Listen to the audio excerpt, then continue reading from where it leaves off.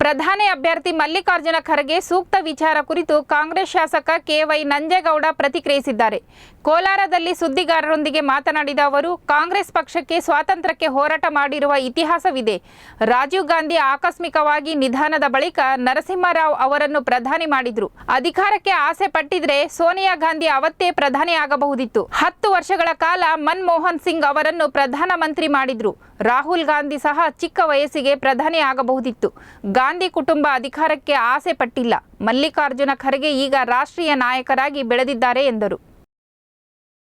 ನಮ್ಮ ದೇಶದಲ್ಲಾಗಿದೆ, ನಮ್ಮ ಇಂಡಿಯಾ ಒಕ್ಕೂಟದಿಂದ ಪ್ರಧಾನಮಂತ್ರಿಗಳ ಅಭ್ಯರ್ಥಿಯಾಗಿ ಮಲ್ಲಿಕಾರ್ಜುನ ಖರ್ಗೆಜಿಯವರನ್ನ ಮಾಡಬೇಕಾಗ್ತದೆ ಅನ್ನೋದನ್ನ ಪ್ರಸ್ತಾಪ ಆಗಿದೆ.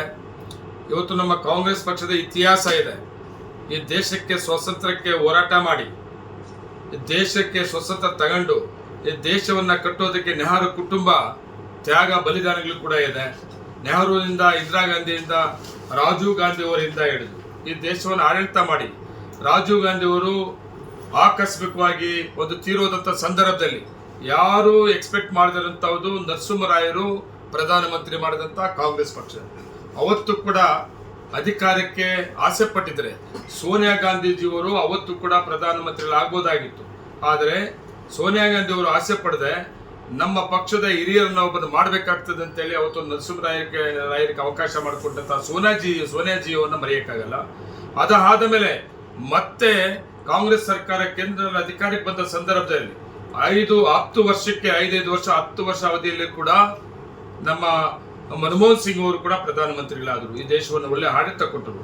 ಅವರು ಕೂಡ ಅಷ್ಟೇ, ಅವತ್ತು ಕೂಡ ನಮ್ಮ ನೆಹರು ಕುಟುಂಬ ಪ್ರಧಾನಮಂತ್ರಿಗಳ ಆಸೆ ಪಟ್ಟಿದ್ರೆ ಸೋನಿಯಾ ಗಾಂಧೀಜಿಯವರು ಪ್ರಧಾನಮಂತ್ರಿಗಳಾಗ್ತಾ ಇದ್ರು. ರಾಹುಲ್ ಗಾಂಧಿ ಅವರು ಸಿಕ್ಕ ವಯಸ್ಸಿಗೆ ಪ್ರಧಾನಮಂತ್ರಿಗಳಾಗಬಹುದಾಗಿತ್ತು. ಅವತ್ತು ಕೂಡ ಸೋನಿಯಾ ಗಾಂಧಿ, ನೆಹರು ಕುಟುಂಬ, ರಾಜೀವ್ ಗಾಂಧಿ ಕುಟುಂಬ ಅಧಿಕಾರಕ್ಕೆ ಪ್ರಧಾನಮಂತ್ರಿಗೆ ಆಸೆ ಪಡಲಿಲ್ಲ ಅನ್ನೋದನ್ನು ಕೂಡ ಈ ದೇಶದಲ್ಲಿ ಮಾದರಿ ಚರ್ಚೆ ಆಗ್ತಾ ಇದೆ.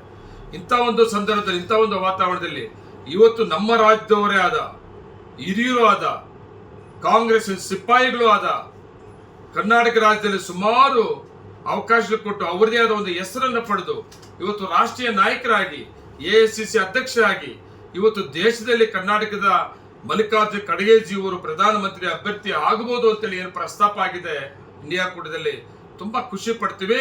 ಅದಕ್ಕೆ ನಾನು ಸ್ವಾಗತ ಕೂಡ ಬಯಸ್ತಾ ಇದ್ದೀನಿ. ಇಂಡಿಯಾ ಒಕ್ಕೂಟಕ್ಕೆ ನಾನು ಅಭಿನಂದನೆ ಕೂಡ ಸಲ್ಲಿಸ್ತೀನಿ. ಇದು ನಮ್ಮ ಹೈಕಮಾಂಡ್, ರಾಹುಲ್ ಗಾಂಧೀಜಿಯವರು, ಸೋನಿಯಾ ಗಾಂಧಿಯವರು ಅಂತಿಮ ತೀರ್ಮಾನ. ಅವರು ಏನು ತೀರ್ಮಾನ ತಗೊಂಡ್ರು ಕೂಡ ಇವತ್ತು ಇಂಡಿಯಾ ಒಕ್ಕೂಟ ಏನು ಇವತ್ತು ಪ್ರಸ್ತಾಪ ಆಗಿದೆ, ನಿಜವಾಗ್ಲೂ ಅವರು ಕೂಡ ಒಕ್ಕೂಟ ಮತ್ತೆ ತ್ಯಾಗಕ್ಕೆ ತುಂಬಾ ಮುಂದೆ ಇರ್ತಾರೆ. ಅಂತ ಒಂದು ಸಂದರ್ಭ ಬಂದಾಗ ನಾನು ತುಂಬಾ ಹೆಮ್ಮೆಯಿಂದ ನಾನು ಸ್ವಾಗತ ಬಯಸ್ತಾ ಇದ್ದೀನಿ ಅಂತೇಳಿ ಹೇಳ್ಬೇಕಾಗ್ತದೆ.